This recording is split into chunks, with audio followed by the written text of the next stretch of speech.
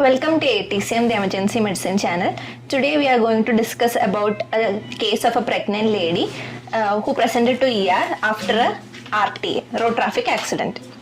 So we got the information from the EMT that they are bringing a 36-week pregnant lady with a history of RTA. She was driving the car and RTA, car versus car, and she is complaining of abdominal pain. So patient is being brought to the ED by the EMT technicians in the ambulance. So how will you set up the ED and how will you proceed with the management of the patient? So as it is a pregnant female, yes, we have to anticipate certain factors here. Yes. So there will be a high chance of pelvic injury, yes, which in turn can cause pelvic fracture, and also fetal skull fracture can occur. Yes. Also, since she is having abdominal pain, we will have to anticipate pelvic injury. Pelvic yes. injury. Then there can be penetrating injury, yeah, which in turn can cause intestinal injury also. Yes, especially in case since the gravid uterus is pushing the intestines up. So if there is an upper abdominal injury, penetrating injury and all, that can injure the intestines. Not only the stomach, the intestines also can be involved. Yes. Then if it is a blend injury, yes, then it can cause uterine rupture. Or if it is a shearing type of injury, which in turn can cause uterine abruption also. Yes. So since she is having abdominal pain, we will have to anticipate all these things. And how will you set the ED before she arrives the ED? For setting up an ED, we should anyway have a trolley, yes, and intubation set should be ready with us. If at all, if it was needed for if chances of intubation occur. Yeah. And also we'll have to get a spine board. There we'll have to get a wedge for lateral displacement or lateralization of the female lady, and uterus. And also we'll have to get other gynecological and neonatology should be informed about the same case. Yes. And and the crash cart should be ready for us. And the regular things like the IV cannula, everything should be arranged. Okay. So the patient has arrived. Patient is being shifted in a trolley. She is conscious, oriented, and she is able to complete in one full sentence. Only thing she is complaining is abdominal pain. So how will you assess this patient? So we'll go by trauma protocol. Yes. Initial assessment looks okay. So coming to airway, how's the airway, ma'am? Airway is patent. There is no pooling or gurgling. Nothing is there. C-spine? C-spine is non-tender. Non-tender. Okay. Coming to breathing, how's the saturation and respiratory rate? Her saturation is 99% in room air, and respiratory rate is 18 per minute. Okay. Looks fine. So what else will you look in the breathing? So air entry should be equal. Check.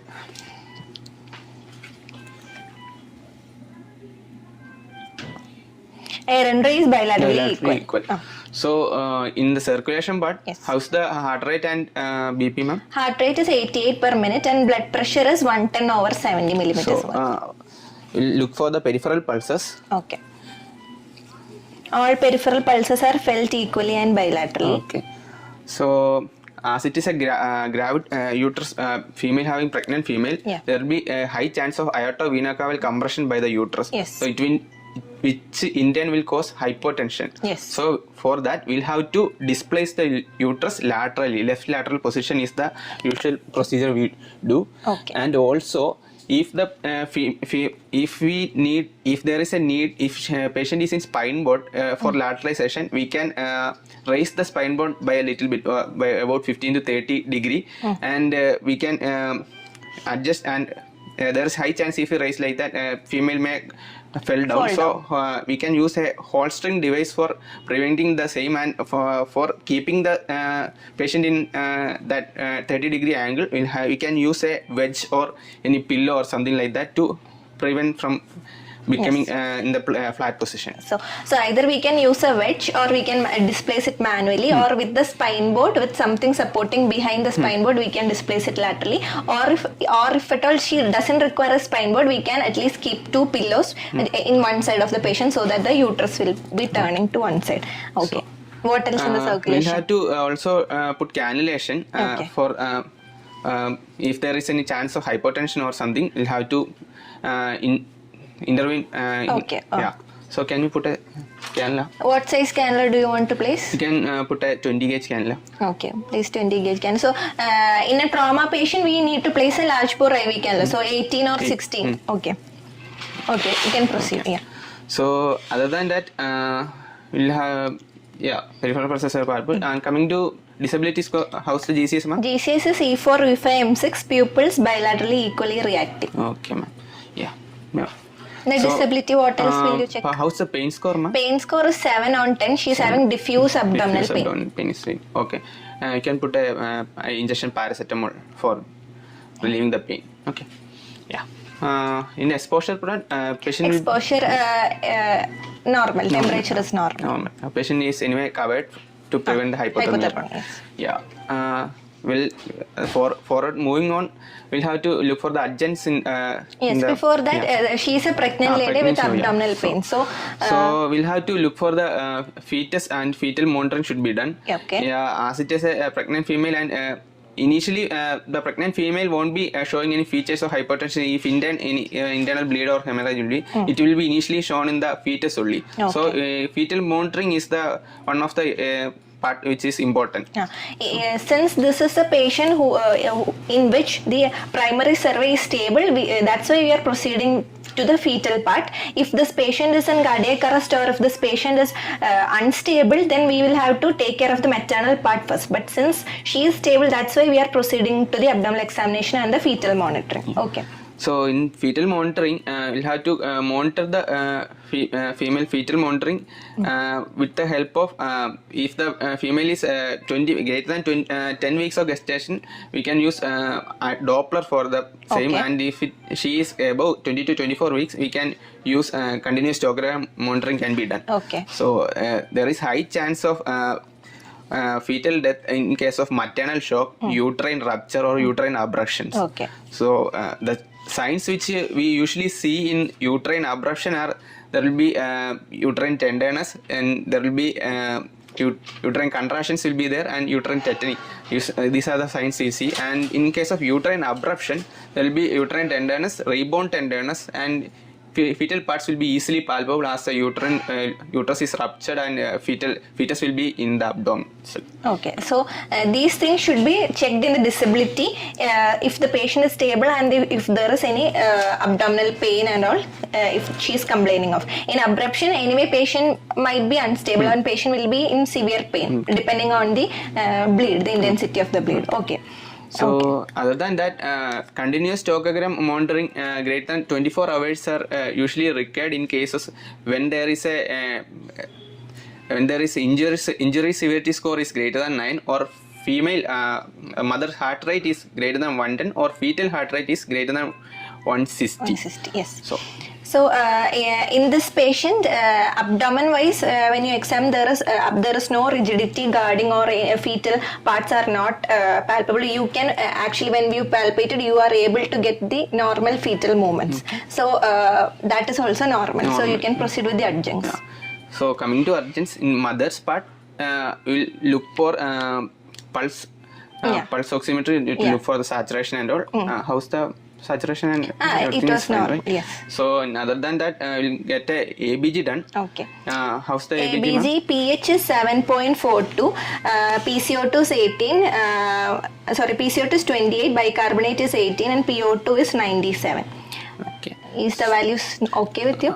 In a normal person, it will be a little low as the bicarb and PCO2 is low. Okay. But in female patient, pregnant lady, there will be increased minute volume. Okay. So which in turn cause bicarb to low, bicarb will be low and the PCO2 will be also low. Okay. So in a pregnant lady, we are expecting ABG findings like a pH of 7.4 to 7.45 is accepted and a bicarbonate of between 18 to 22 is fine and PCO2 also there will be a PCO2 washout because of the increased tidal volume. The respiratory rate of the pregnant lady will be okay, but the minute ventilation is increased by increasing the tidal volume. So a PCO2 will be slightly around 30s, those range. So that is also normal in a pregnant lady.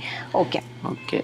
So other than that, we'll be doing a fast also, Okay. fast USG ultrasound for ruling out any other trauma or something. How's the fast, ma'am? So fast was done, and we are getting there is no solid organ injury, and EFAS is also okay. But there is a suspected hematoma noted near the placental side, approximately 3 into 3 centimeters size.